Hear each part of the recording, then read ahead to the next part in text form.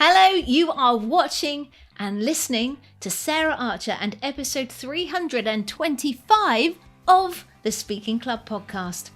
And I want to open this show with a quote from the man himself. When the pressure is on, you don't rise to the occasion, you fall to your highest level of preparation. Chris Voss. I started this podcast for two reasons. Because I want to help people recognise the power of stories and humour in speaking, and because I believe it's your message that counts, not the number of ums and ahs you use. There are some organisations that want to create robot speakers. They want you to sacrifice your personality in order to speak perfectly. But I want to let you know that you can be yourself and a sensational speaker. So, if you want to be a speaker that connects and engages authentically through stories, a speaker that gives value as well as a great performance, then welcome home. Hey, how you doing? Great to be here with you again. Thanks for watching or listening. It's great to be here with you. Now, I have been a fan of the guest this week for years. So when the opportunity came up for me to share a stage with him earlier this year in Lithuania, I knew I had to make my move. And right, what the thing is though, right, this guy is the master negotiator, so I was like, I can't just ask him to come on the show. I need to maybe try and use his own tactics on him. So when he was on stage, he was the opening keynote, so I was like, oh, what's he gonna say? Is there anything that I could use there and leverage? And he obviously has an organization and he has courses and whatnot, and his techniques are brilliant for communicators. So when he came off stage, not like right away, I didn't ambush him. When he came off stage, I was like, how am I going to do this? Okay. So I used a no-based question and couched it in the context of the show, reaching people that may be his target client. And I was absolutely chuffed to bits when my no-based question got the right type of no, and he agreed to come on the show. So yeah, I was chuffed to bits. Now, if you don't know Chris Voss, what rock have you been under, first of all? No, I'm only joking. It's not everyone knows him, and if you haven't, you are in for a treat. Let's say that. He is the former head of the FBI International Hostage Negotiation Team. He is the author of one of the top business books ever. It's still on, you go and look at the sort of top 20 shelf or whatever, it's still topping the charts, and it's been out for years. It's become a Bible for business, for sales, for leadership communication. It's got some amazing tools, tactics, tips in there to help you create those situations where you win, but other people also, kind of get what they want. It's very helpful. Anyway, more than that, what really jumps out about Chris is that he is someone who understands how to influence without people feeling pushed or conned. There's no pretense, and no one feels like they're lost, as I just said.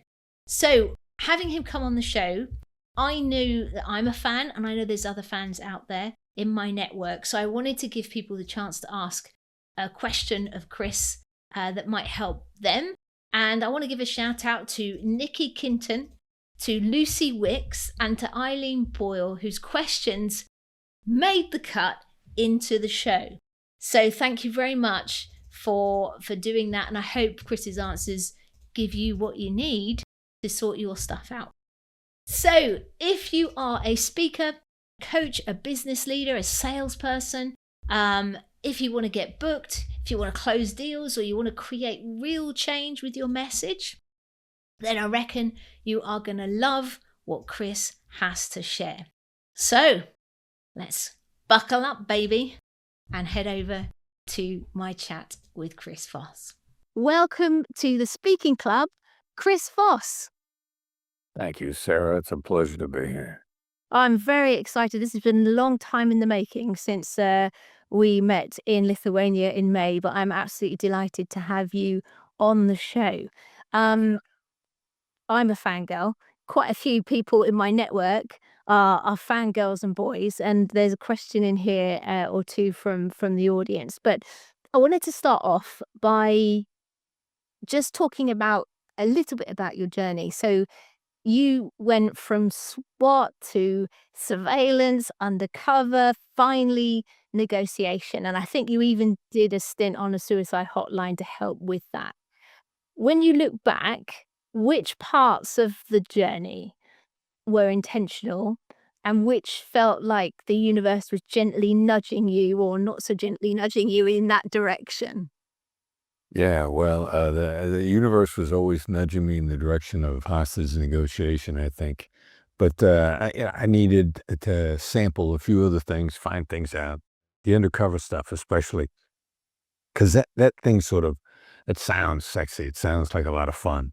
I got a chance to do some of it when I was on surveillance in Pittsburgh, and I found that I was never comfortable with it because fundamentally being undercover is about lying. And I'm not, it goes against my grain more than I expected. And hostage negotiation in general should be about telling the truth and even especially not withholding the truth, which I've heard people say, always tell the truth or at least don't lie. And I'm like, wait a minute, what are you saying where you have to say that? Well, it's people are withholding the truth, Yeah. deception by omission, if you will. Yeah. And so I needed the undercover opportunities to find out that it just didn't sit well with me. In law enforcement, it needs to be done. Just somebody else can do it. It's not for me. Yeah. So that was a nudge. SWAT I loved. It was phenomenal. But my injuries got me out of that, and I think the universe was pushing me in another direction, and everything ultimately. I get to sample a lot of stuff. Everything ultimately guided me to hostage negotiation. One of the things that I read, and remember reading in the book was around your fascination with no, which is, one of your sort of big tactics, that you mentioned it in relation to surveillance. Can you just share a bit more about that as well? Fascination with the word no or the answer. No, with like getting people to say no versus push to say yes. Yeah, it took me a really long time to realize it, but the hostage negotiation skills in the FBI, not a single one of them is designed to get somebody to say yes. There are 8 FBI negotiation skills. None of them are the closed-ended question, were you fishing for yes? And we had a video that we played over and over again, a training video that we used, and I must have watched it 1,000 times before I realized, and not any point in time did we try in the training to get somebody to say yes. It was always effectively to get a response to elicit information. Yes isn't information. Some people think it's confirmation, but that's right, ultimately, is the best confirmation there is. Yeah. So, um, I didn't really see it until Jim Camp's book, Start with No. I came across that in about 2002, and I very distinctly remember doing a double take, walking past a bookstore, seeing it on the shelf. I'm like, "Start with no? I thought you were supposed to get to yes." And Jim just pointed out in his book, he called it, everyone, you need to preserve their right to veto or their right to say no. And he didn't even try to get people to say no. What he just said to them was, it's okay to say no. He'd sit down with them, and he was a salesman. He was an Air Force fighter pilot. He was a football coach. He had a tremendous life experience. And he said he found when he told people it was okay to say no, he'd say, you can tell me to go away at any time. I want to talk to you about this deal. I got this opportunity. I'm trying to sell you something. He actually sold water softeners door to door at one point in time. Yeah. And he'd say, yeah, you can tell me to go away at any time. And as soon as he gave them the right to say no, or they preserved their right to veto, as he would say, Yeah. he made more deals. And then one of my hostage negotiators, I was sharing this idea with her. And she said, yeah, did I do this with my supervisor? Because she was in trouble and he was jealous. She didn't do anything wrong. In his eyes, her sin was overshadowing him. And so he was going to remove her from a duty that was causing him to be overshadowed. And she said to him, "Do you want the FBI to be embarrassed?" Which is clearly designed to elicit somebody to say no. And I remember her telling me that story, thinking like, "Oh my God, that's so manipulative." He had to have just exploded when he said that. And she said, "No, he sat back and he seemed he got very calm, and he felt very much in charge by having the opportunity to say no." And I was like, wow, this is crazy. And then I looked back over some other things that I'd seen over the years, and I thought, yeah, saying no makes people feel powerful. There was a lieutenant in the police department that once told me, "Chris, a lieutenant's job is to say no." And at the time, I thought, geez, dude, you're not a leader. You're not a manager. Like, I would hate to work for a guy that feels his job is to reject his subordinates' ideas. But I remember, how he just kind of got all strong and powerful when he said that. And I thought, and then with Marty's experience with her supervisor, I thought, wow, there's something to this. And we have just really extended that in our methodology and across the board. Like, it's if you can just switching from yes to no as a response, your effectiveness will take an astonishing leap forward. And what do I mean by astonishing? The first stat we ever saw, one of my students at Georgetown was doing solicitations at night for a political fundraising. Mhm.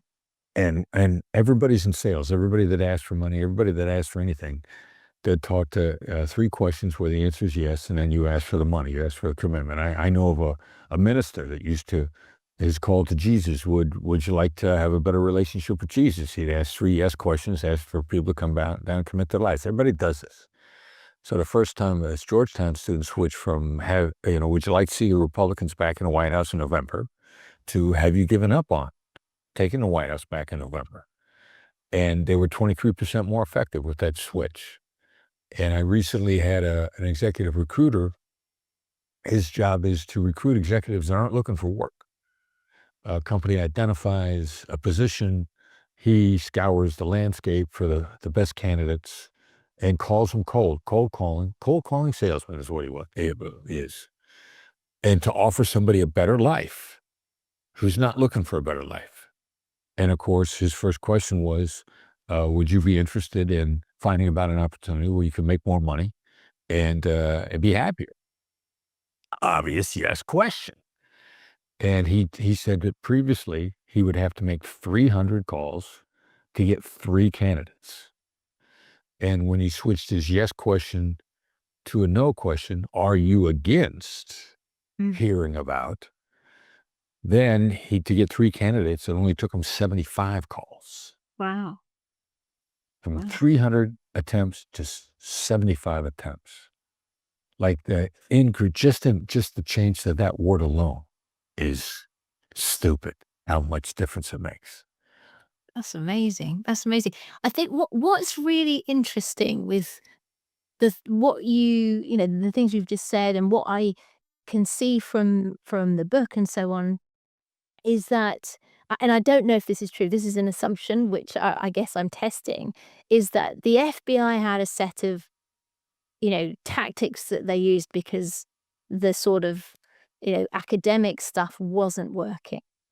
And then that stuff started to work. I don't know if it was sort of intentionally informed by Daniel Kahneman's work at that point, but certainly it's something that you bring up, that it was all around acknowledging that human beings are emotional and not rational.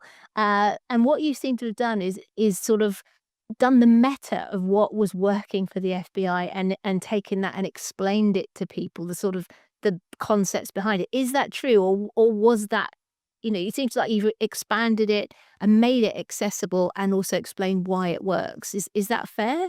Yeah. Definitely across the board. And I love that you mentioned Daniel Kahneman. I'm such a fan, and he was academic proof, because hostage negotiators, it was trial by fire. We had to collectively, the profession, we had to find what worked, or people were going to get killed. Yeah. And so they originally, NYPD is credited with starting hostage negotiation. Probably the same circumstances that caused them to discover it. They were lit in other places. There are other law enforcement agencies that said, yeah, we're doing the same thing at the same time. Just NYPD got all the publicity, and the FBI first recognized NYPD. But it was originally thought basically bargaining. Or they thought it was going to be bargaining and studying bargaining skills. But there were people like Frank Bolts, the guy who really led the charge with NYPD, had great people skills. And so while they studied bargaining, and then of course classic psychology, Harvey Schlossberg was with Bolts. And they thought, all right, it was a starting point, but it wasn't exactly psychology, it wasn't exactly bargaining. And their people smarts, emotional intelligence, EQ, which we now call it, started to come through. So negotiators across the United States and then around the world were finding empathy. And then they found the word, yeah, we must be doing empathy. And then we started running across the academics. And I think there was a woman in crisis intervention. Her name was Shirley Rupel. And in the FBI, the people that were really leading the charge, my old boss, Gary Nessner, and I'll think of his Fred Lanson, they were huge. And they were like, this isn't bargaining. There's something else here. It's really crisis intervention. And so I think they got the original list of skills from Shirley Rupel. But they had the lists, but then you talk about accessible. How do we make it accessible? The thing in the Bureau that was a big advantage was they required us to teach as soon as we got trained. Sort of doing it doesn't keep you sharp. It doesn't make you study it. Try to teach somebody something. You take a deep dive on explaining it. Yeah. And so they put a lot of pressure on us to teach, which I responded to because I enjoyed it. And then who were teaching? Mostly local police officers. And you mentioned accessibility. Like if you can't explain it in plain English to a local police officer, they're going to throw a coffee mug at you or something. You're going to get booed off the stage. They got no patience for impractical explanations or academic explanations.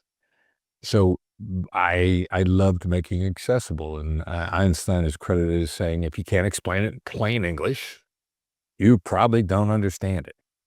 Absolutely. And so you wrap all that together and, you end up with Never Split the Difference, which is an accessible and entertaining book. Absolutely. And I mean, it's absolutely loved and used about so many people. And what I'm also interested in is obviously you had this story career, you're leading the FBI hostage negotiation team. And was it your love of teaching that made you want to go out and share this stuff? Firstly in Georgetown, I think it was, and then, through the book and so on. Yeah, I think, that had a lot to do with it. If you're a good teacher, you got to be entertaining. And so I'm a bit of a ham, I'd love to stand up in front of people and tell jokes. My girlfriend, Wendy, likes to tease me. She says, you're the king of the dad jokes. And so it could be a lot of fun, so yeah, I love helping people get better. In our training now, and we're designing, we're just reviewing with my colleague a training we're getting ready to do in a couple weeks.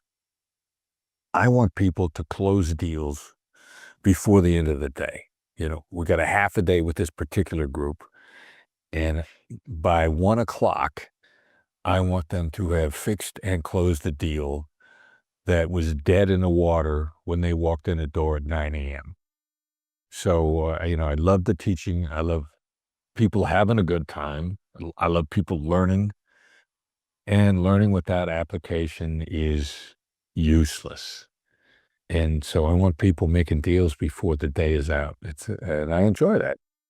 Yeah, that's cool. But that's like proof beyond like it's practical implementation, holding your feet to the fire to show this stuff actually works. It's great stuff.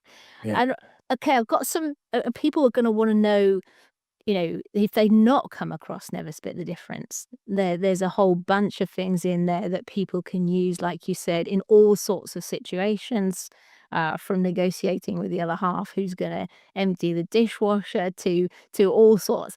One of the questions that I had to do was, what's the one negotiation tactic that never worked for you, even though it should have on paper? Wow. I suppose, uh, well, sometimes, first of all, did it never work, or was it effective short term, but really bad long term? Mm. Like coming in with an extreme ask, extreme anchoring. That tends to work short term. It feels like it works short term. The deals that you make, you tend to do really well short term. And then the other side never wants to deal with you again, or they want to hurt you. And it could be really addicting to come in with an extreme ask and make that deal because you feel like, you just are at the other side. And they never talk to you again, or they don't go through with it.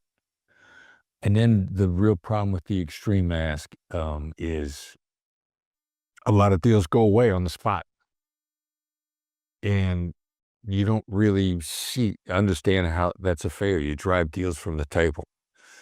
So the extreme ask can be very damaging to your relationships, but it feels good in the moment. Very similar to that case as a tactic known as strategic umbrage. And there's actually a study that says strategic umbrage works, Sorry, tactical anger, if you will. Oh, right. And so we're working on the book, and I absolutely do not believe in it.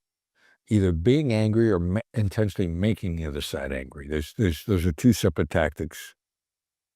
And being angry, I'll tackle being angry and making the other side angry intentionally, separately. But we're working on the book. My son Brandon, big contributor to the book, helped fantastically, and Tal Ra's the writer. Tal's a genius business writer. And one of the genius things about Tal is he did his research. Most co-writers, most people that you can employ to help you write a book will not do any research at all. All they're going to do is they're going to try to accurately capture what you said in your voice and put it down. Tal Ra's fantastic researcher. So we're working on the book, and Tal says, hey, there's a study out there that says strategic umbrage works. And I know you guys don't believe in it. And I said, yeah, it's a stupid idea. And he said, well, you're going to have to explain it more than that. Saying it's stupid. Because there's a study that says it works. So I looked at the study, and I can tell you exactly what's wrong with it.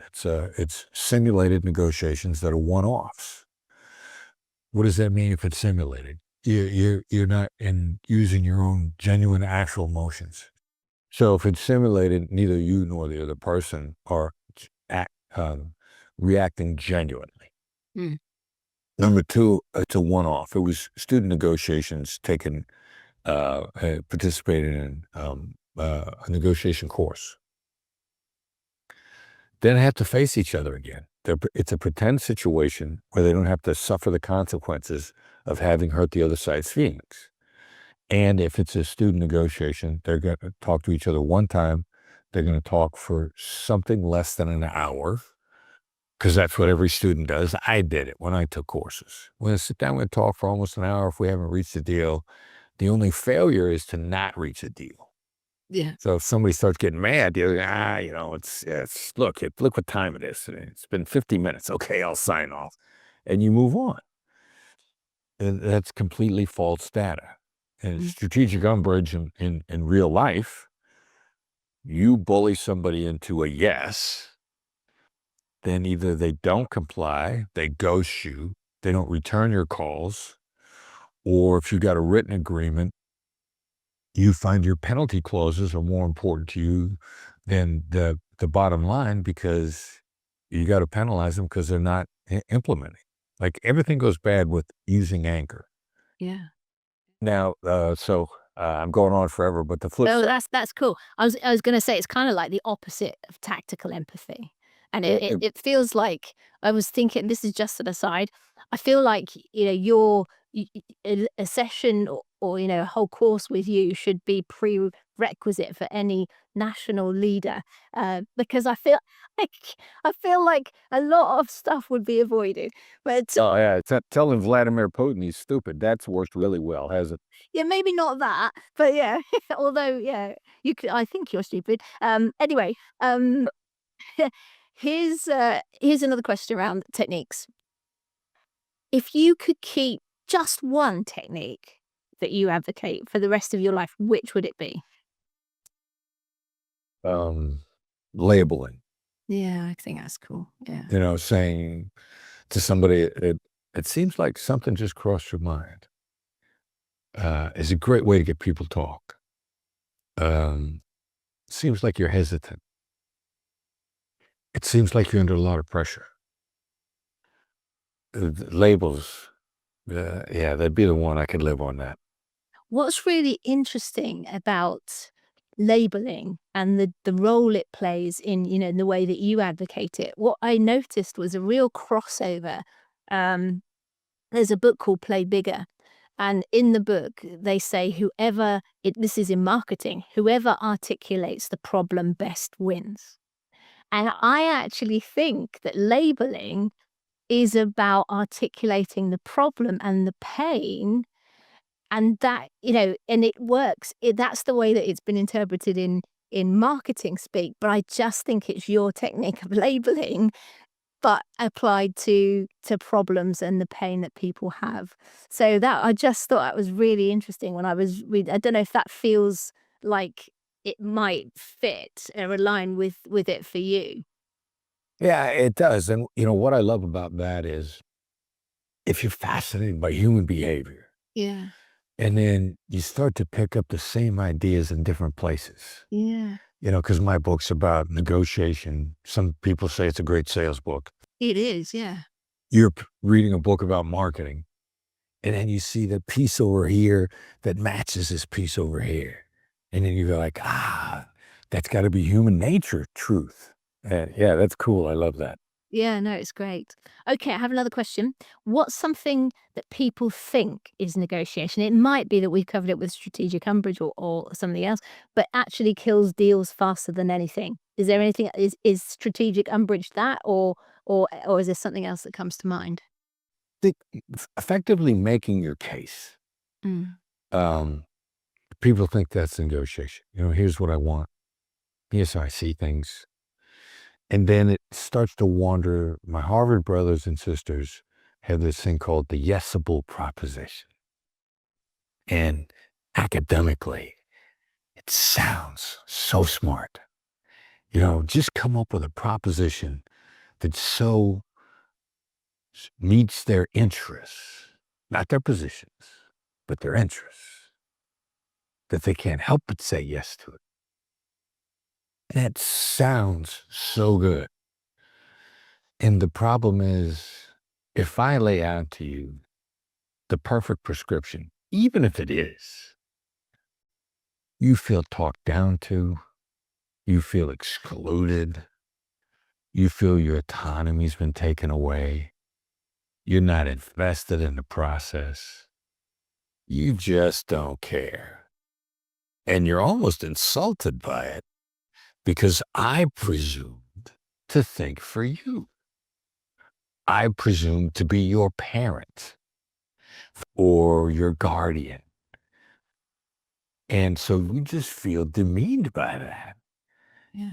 And it sounds so brilliant when proposed, but the reality is the other side just, at best, they're indifferent. Mm. And frequently they're insulted. Yeah, absolutely. One of the things that I don't know if this is right in terms of the way that I've interpreted this, but it's almost like when you did that course at, I think it was at Harvard, and they were tactically using this at you used one of your tactics around questions. And I wondered if you could just share about that question tactic, because I think that's really, and I think it's exactly the situation that you used it in. I might be wrong, but I think so. No, no.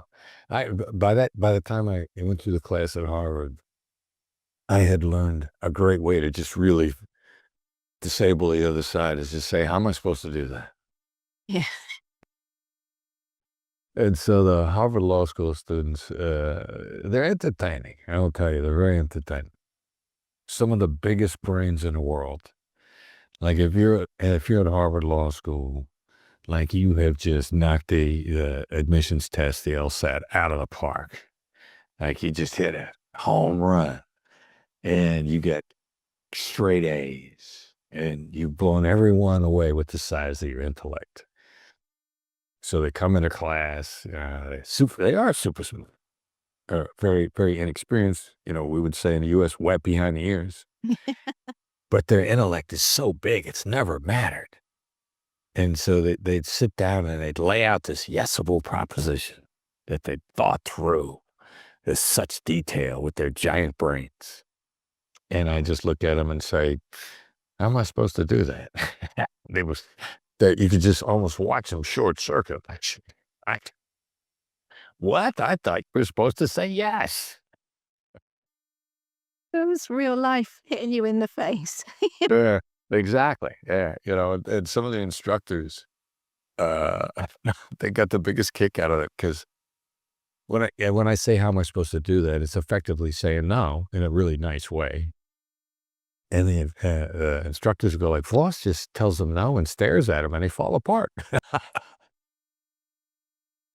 I bet that was really satisfying. I have to admit, there ain't nothing better than beating a lawyer in a negotiation. I love that. Now, I put out to my network to give people the opportunity to ask you a question, because time with you is valuable, and I wanted to share it around. Now, uh, what seemed to be coming up consistently, and I guess it's sort of aligned with the program that you were talking about, that you're going to be doing in some ways. But it's like how. So I had people in the credit control space who were asking me, how do you move someone who won't commit to a deadline for making payment to agreeing one and confirming that commitment? And then other questions similar were around, how do you get a company or a person to overcome the price objection? So there's a lot around shifting positions in a sales or payment context. And I don't know if you've got any advice to people around that. Yeah, the first one, commitment, triggering a decision. Whoever's listening to this, the questions that you ask to try to get commitment, you'll find every one of them you're seeking a yes. Would you like to do this now? Are you capable of meeting this deadline? Take it. If you don't realize it, record your conversations, play them out in your head, write down the questions you're asking. You're going to find that they're all almost seeking yes oriented, if you will. So the stupid thing about this is the minute that you switch from yes to no, are you against? Does this sound impossible? Is it impossible? Would it be ridiculous?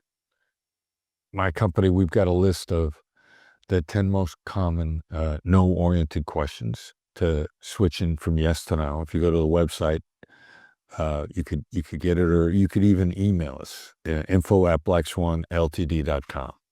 We'll send you a QR code. Yeah, we want your email address.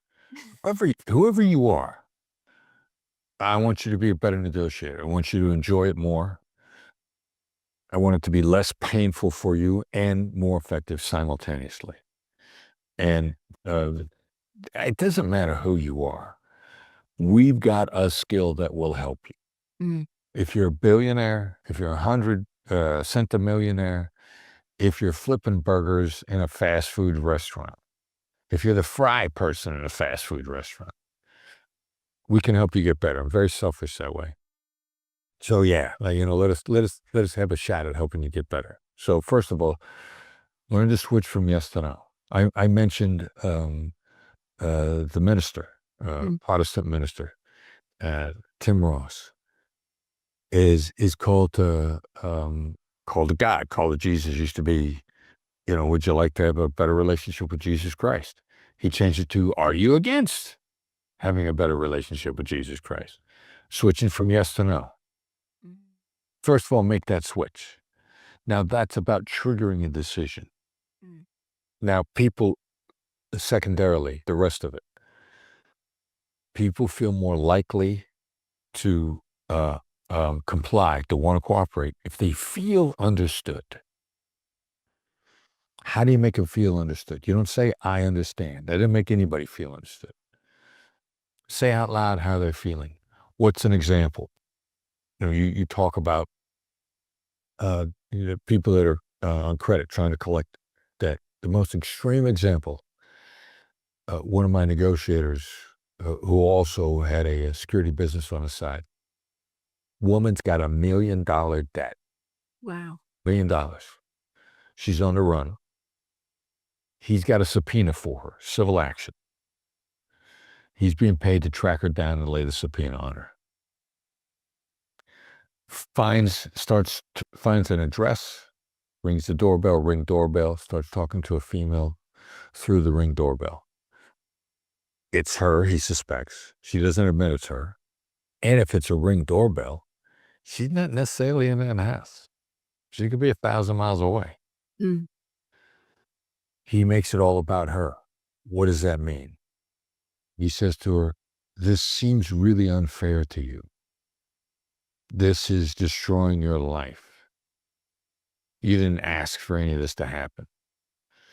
Articulating to the other side how they see the things, especially the negative emotions. Negative emotions are what disable people and stop them from making good decisions. How do you deal with it? Say what they're thinking. Now, a judge would say, wait a minute, you did this. You have to be held accountable. You can't run forever. That ain't making it about the other side. Somebody's on a run is going to be saying to themselves, this isn't fair. The world is against me. I tried really hard. So he's saying these things to her through the doorbell. You didn't ask for this. You're a regular human being trying to do the best she could do. Now, she'd been on a run for over 8 months. He'd been handed this job because nobody else could find her.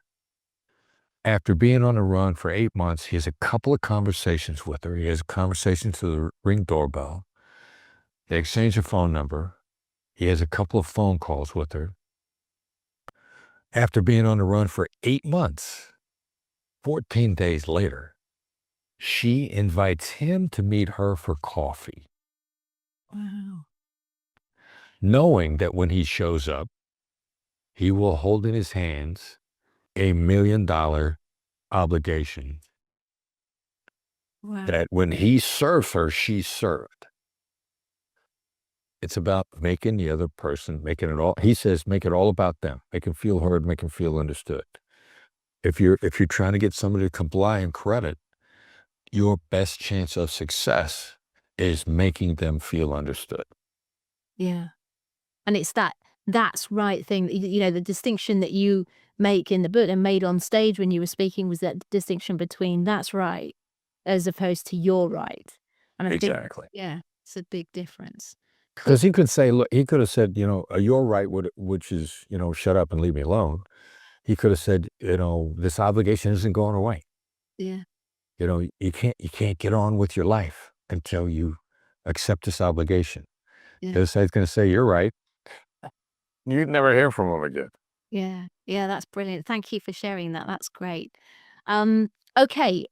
One of the things that I'm curious about before we switch into some questions around speaking that I wanted to ask you, because this is the speaking club, was have you been using your late night radio talk show host voice so far in this interview? Why, no, I would never do that. Why would I do that? No, of course not. Cool. Cool. I wanted to give you a chance to do that. That's cool. Now you are a speaker.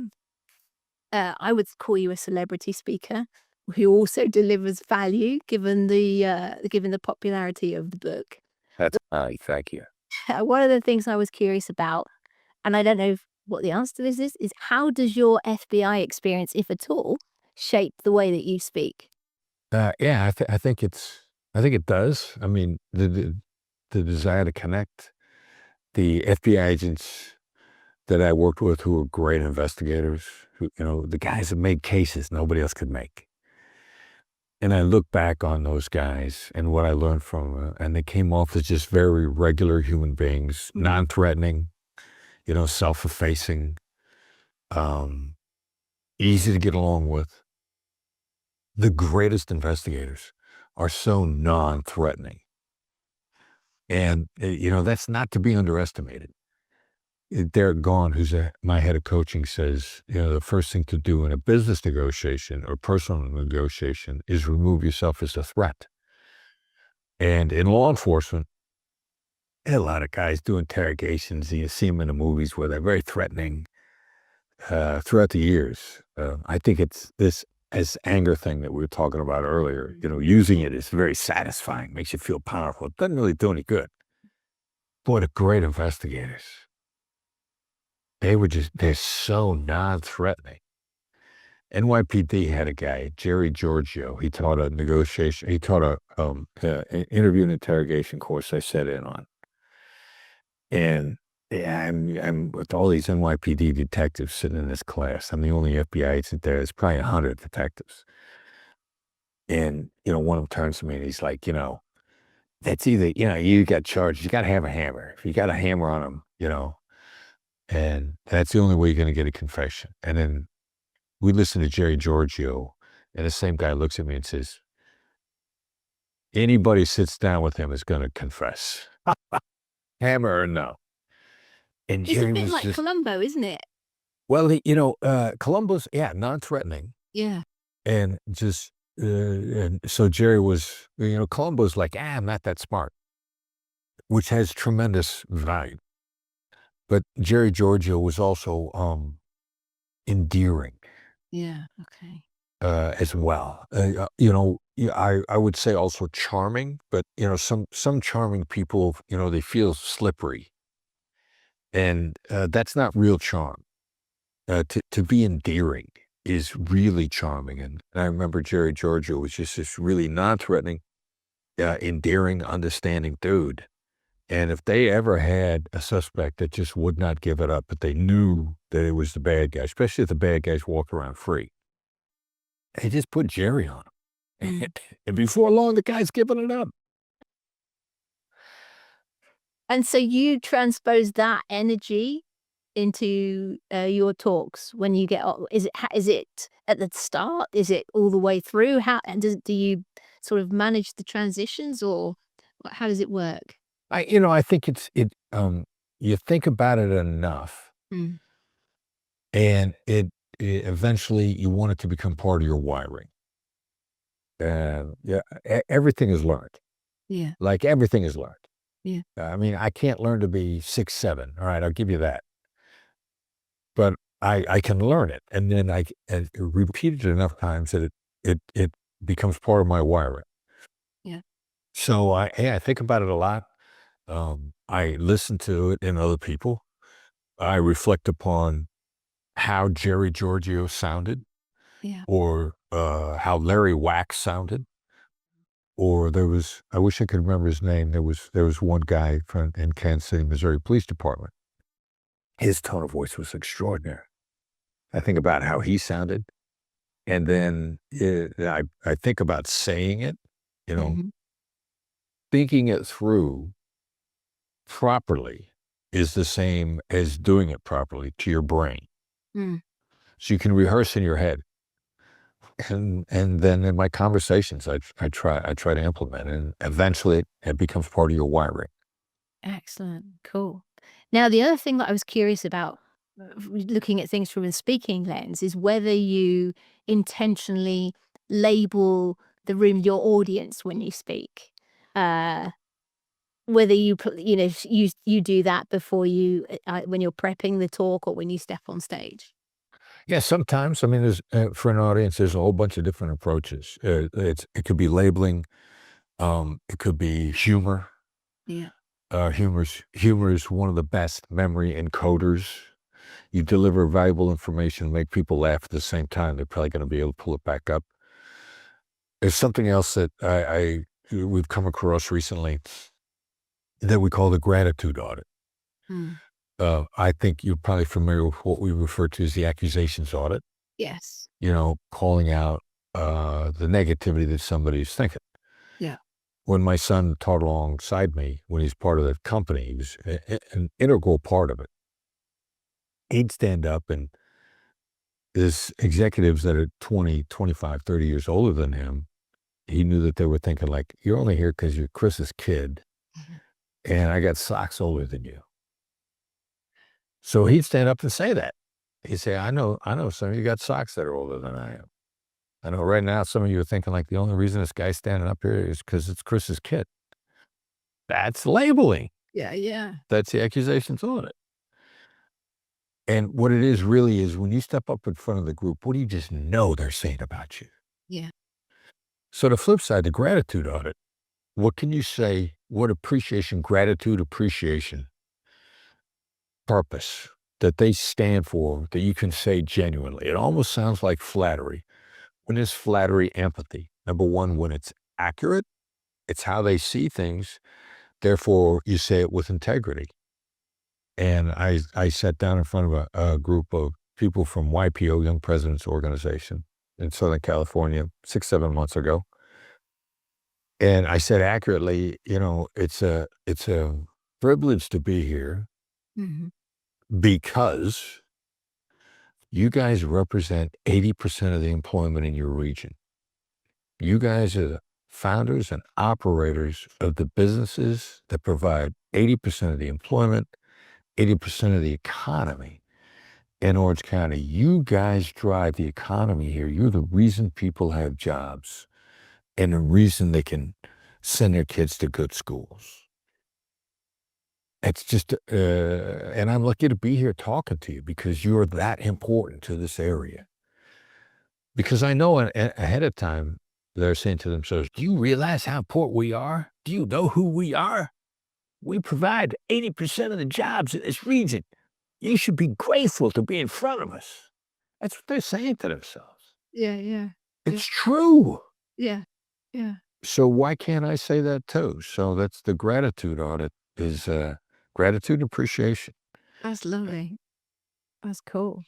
And one of the things, I don't know if this is related to that. The next question I had was, when, if you have a view on this, what's the black swan every speaker should be looking for in their audience?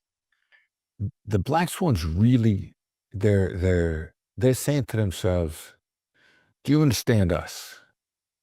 Do you have any idea what our challenges are? And this is a great advantage we have now of AI.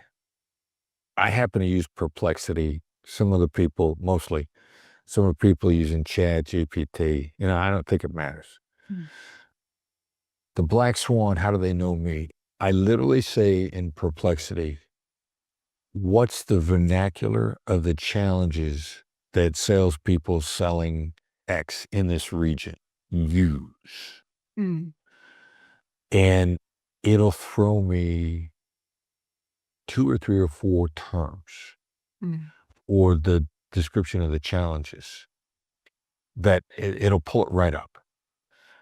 And so I find that to be enormously helpful for me to show them that I have some understanding of them by using a term or two that I would not have known if I hadn't done the research. The black swan is, how do I make them feel like I understand their challenges? Because it doesn't matter where you are. Every human being on earth has got the same 3, 4, 5 challenges. You're selling gold jewelry in a souk in which is a term for the street exchange, the street market. Yeah. You're selling gold in a souk in Iraq, or you're hustling newspapers on the street in San Francisco, or you're in a boardroom on Wall Street. The human challenges are pretty much the same 4 or 5 ways. Now, they disguise behind different masks, and the masks have terms. And so really the black swan is, am I going to be able to pick up that terminology? We used to ask. I'd set up for a keynote talk. I'm giving a speech someplace. Yeah. And I'll ask my host, what's you guys' terminology? What's your vernacular? What are the words that you guys use all the time? And I'd always get a blank look because it's so unconscious, they can never tell you. If you ask them, they have no idea. But if you use an AI tool, the AI will pull it out for you, and that'll make a big difference. Yeah, absolutely. That's a really, really good tip. It's true. You cannot see the label from inside the jar, as they say. Send. So, next question. There's a couple more questions for the standard questions. You talk about the illusion of control. Right. And people will take more action if they feel in control, even if you're the one setting the boundaries, is what you say. How can speakers use that principle to guide audience behavior or buying decisions without being manipulative? Yeah, and it's usually a what or a how question. Okay. Because people love to be asked what to do or how to do. They love it. Makes them feel magnificent. Makes it feel as if you're looking for guidance. And a well-framed what or how question frames the conversation. But since they feel in control, they don't feel framed. They don't feel hemmed in. And some of those, one of those questions could be, what happens if you do nothing? Yeah. What happens if you sit through my talk, give me an hour of your time, and you walk out of here with no new ideas? And so what that does is make a person think like, oh, I'm here to get a new idea. So yeah, it's shaping thought, if you will. And it's usually a what or a how question. I love that. I talk about it in similar. I talk about Scrooging your audience, because I think Charles Dickens did an amazing job in going, what happens if you don't take action? What's the future going to be like versus what's it going to be like if you do? And it's a similar, kudos to Charles Dickens there. I'm literally just showing him, but it feels quite a similar approach to what you're advocating there. Yep, and well said. Cool, excellent. Okay, well, look, in a minute, I've got a couple of questions to ask you, and then we're going to reiterate where people can find out more, pick up the 10 no questions, and so on. But first, a few questions. First question: what's the best thing that speaking has done for you, Chris? It's fun for me. I get to travel a lot. And people are upbeat. If it's a professional conference, if it's for a company, it's a sales keynote, like people are happy to be there. They're in a good mood. They're up for new ideas. Like it's a steady diet of just positive interactions. And it makes me happier. I like that. Now, second question, has there been a time when things haven't gone so well and you're like, I want to put that experience to the back of my mind and never think about it again? Has that happened to you? Well, there have been times that things have not gone well. And it's not that I put it to the back of my mind. But I think about all the things that I did that contributed to it, and I learned from it. To quote the great Irish philosopher Conor McGregor, you win or you learn. Nice. And I've had things go bad. I had one about a year ago that there was like a 50-50 contribution as to why it went bad. I contributed at least 50%. The host did too. But I focused on what I did wrong and what I missed. And it is the amount I've gotten out of it and learning has been really huge. So I don't put things that are bad behind me and forget about them. I study them. Perfect. I love that. I have not heard that quote before. Perhaps I should have, but I haven't. I like it. Next question. What's the book that's had most impact on your life and why? Wow. Camp's books start with no. That, it's up there.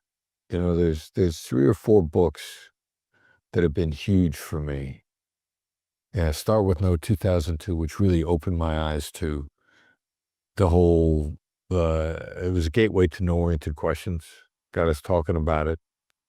It made me realize that he was hostage negotiation, empathy applied in everything. That one, principally negotiation.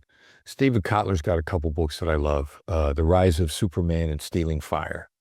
Okay, cool. And that's, it's about the mindset of flow. Both of those are tremendously fascinating books. And Stephen's a great guy. He's a wacky dude too. Like Stephen is a different guy, which is one of the many things that make him so delightful. And so those 2 books are phenomenal. And then Daniel Coyle's book, The Talent Code, is really good for learning. I like Coyle's got a couple books, and The Talent Code is one of them. Cool. It sounds like it's going to be an ever movable feast for you. That you Sounds like you love learning, so that's cool. That's right. That's right. Good. Excellent.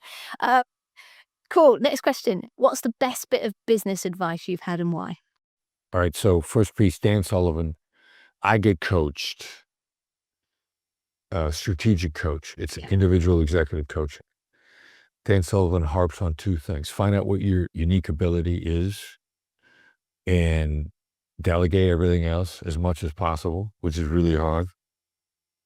And then even have one day a week where you do nothing but your unique ability.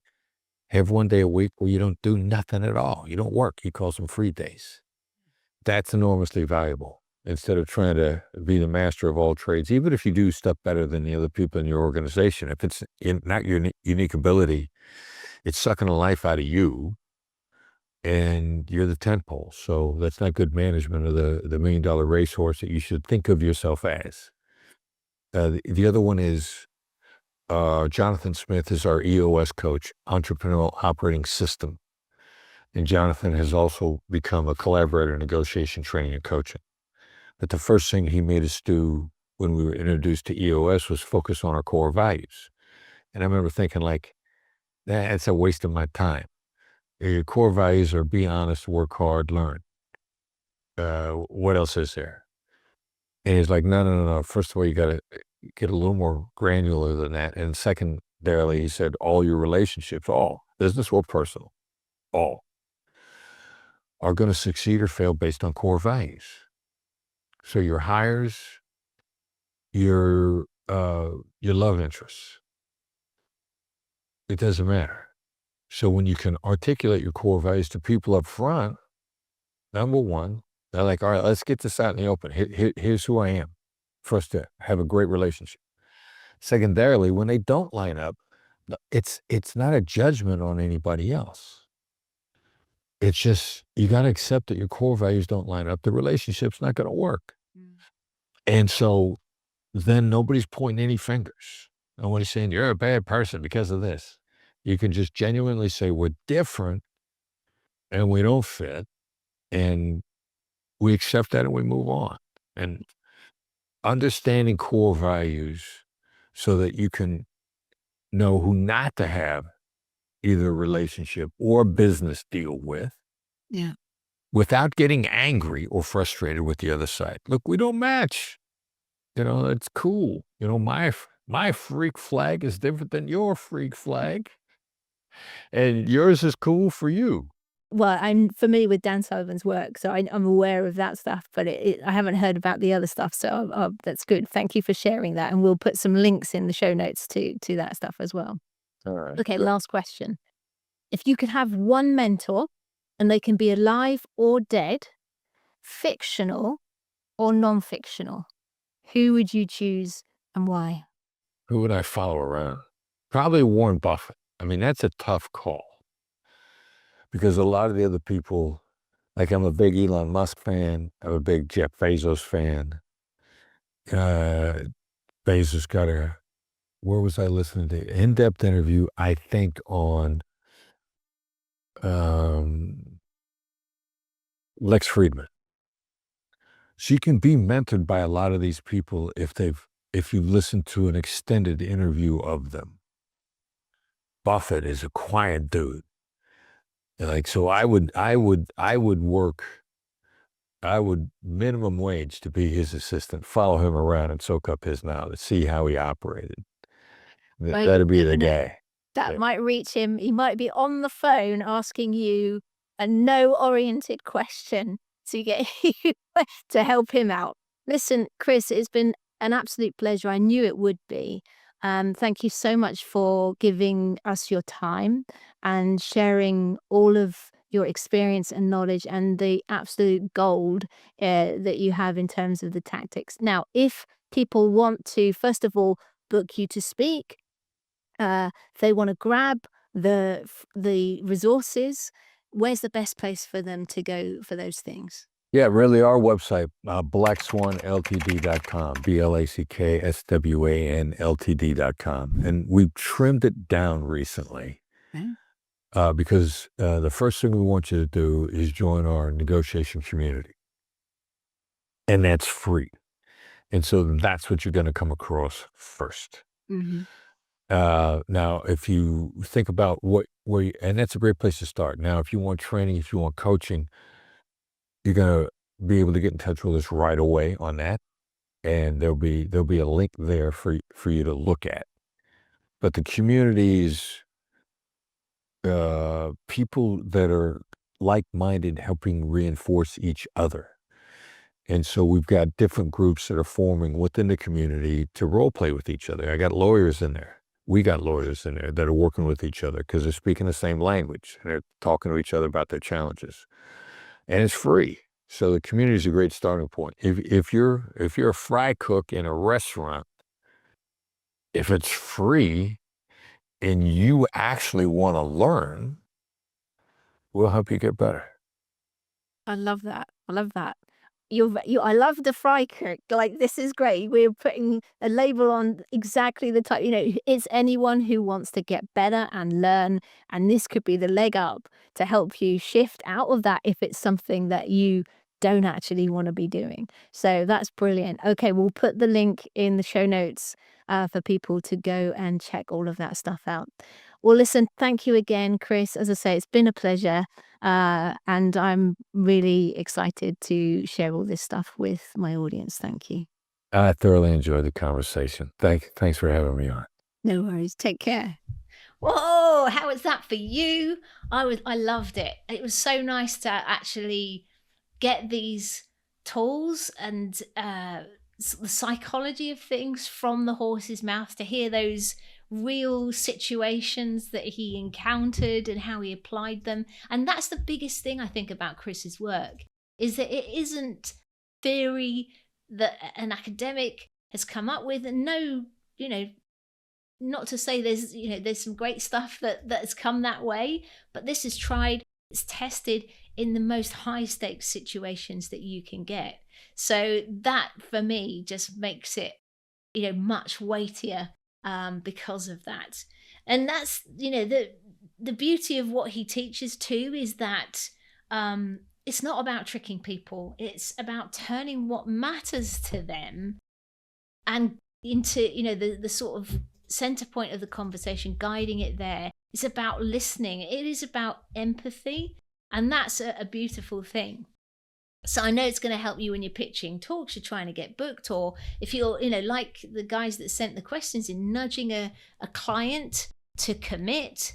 I think, hopefully you'll get some of these tools from this conversation and get a successful outcome in those situations. Maybe you could try labeling or ask a no-based question like I did to Chris, or look for the black swan. So yeah, and if you do try something that you heard in the episode and get a win from it, then do let me know. You can put up a comment if you're watching on YouTube. That would be fantastic. You can hit me up on LinkedIn. I'm over there, or Instagram. I'm on there too. Let me know. Be smashing. And if you know someone who would benefit from listening to this interview, then do share it with them. It's great to get this stuff out there into the hands of more people. I've put all of Chris's links in the show notes. You can go and pick up his other ideas for no-based questions.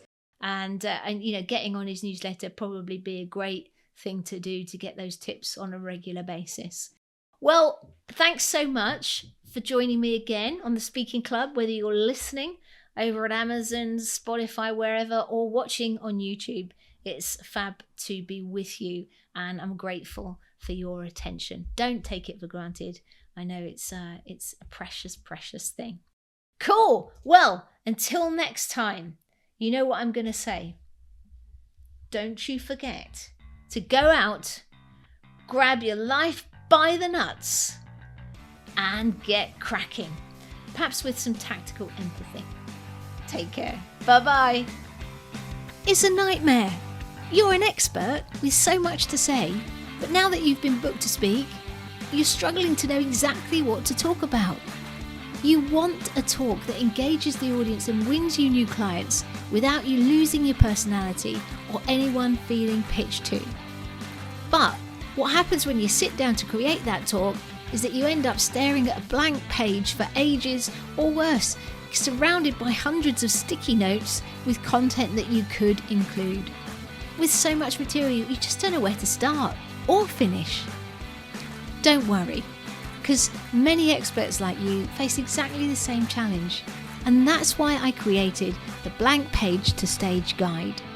In just 50 minutes, this breakthrough resource is going to help you identify the big idea of your message, make it relatable for the audience that you're speaking to, and convey it all in a way that gets the audience inspired and on board with your idea. And it works even if you have tons of material or your subject feels less than exciting. If you want to cut through swathes of content and get a talk that you're excited to share, your audience loves, and wins you new clients, then grab your Blank Page to Stage Guide from saraharcher.co.uk/new guide-TSC. Oh, I forgot to say, it's completely free. Enjoy!